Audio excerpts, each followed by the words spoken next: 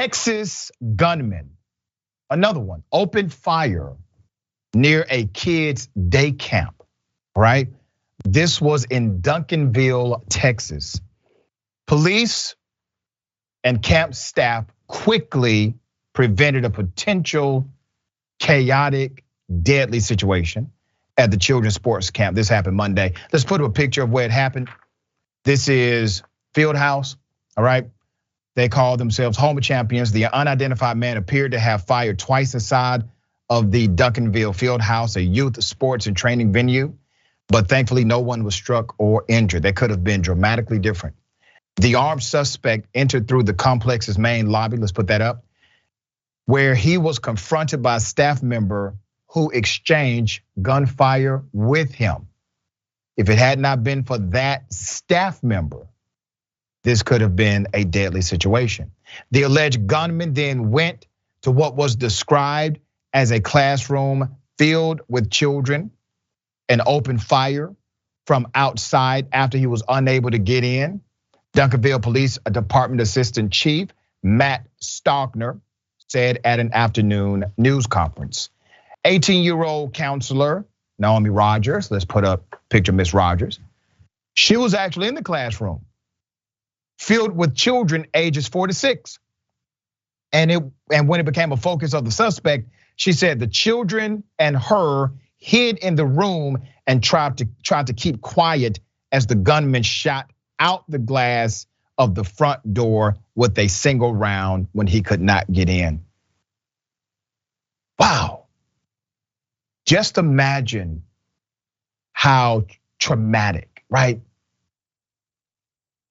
The adrenaline, the fear, the hopelessness in that moment, all of these children having to be exposed to this, now having the experience of surviving an active shooter.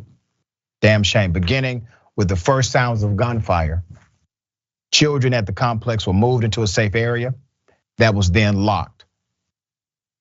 Staffers were trained to execute an active shooter situation, according to Chief Stockner. The suspect moved to the main gym. He said, where there were still children present, but no shots were fired, at least until officers arrived and engaged in a firefight that killed him. The man was given first aid by the officers at the scene and taken to the hospital. He was pronounced dead, the assistant chief said. This could have been potentially even a deadlier massacre. But you had some responsive individuals. Now, don't get it twisted.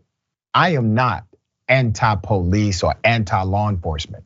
I'm anti-bad police. I'm anti-negligent law enforcement. But I'm pro-law enforcement where law enforcement is appropriate. In this situation, it seems as if everyone who enforced the law to protect children acted in an appropriate way. It is a sad reality, but a reality nonetheless, that children are now trained for active shooters. The staff and the children knew what to do because they were trained for an active shooter situation. And that training may have in fact saved lives. Adrienne, thoughts here? You know, it's incredibly traumatic to go through a situation where you are potentially going to be shot, or even just having survivor's guilt, or having a loved one who was shot. And it's something that sticks with you and that stays with you. And so as much as people want to think, oh, they survived, this is great, the realization is that there is lasting trauma, lasting impact that will forever change individuals' lives. Yeah. And it doesn't have to be this way. We don't have to live this way. But unfortunately, the leaders and the powers that be in our country have decided to make us some kind of heavily weaponized warlike state. And it's killing us.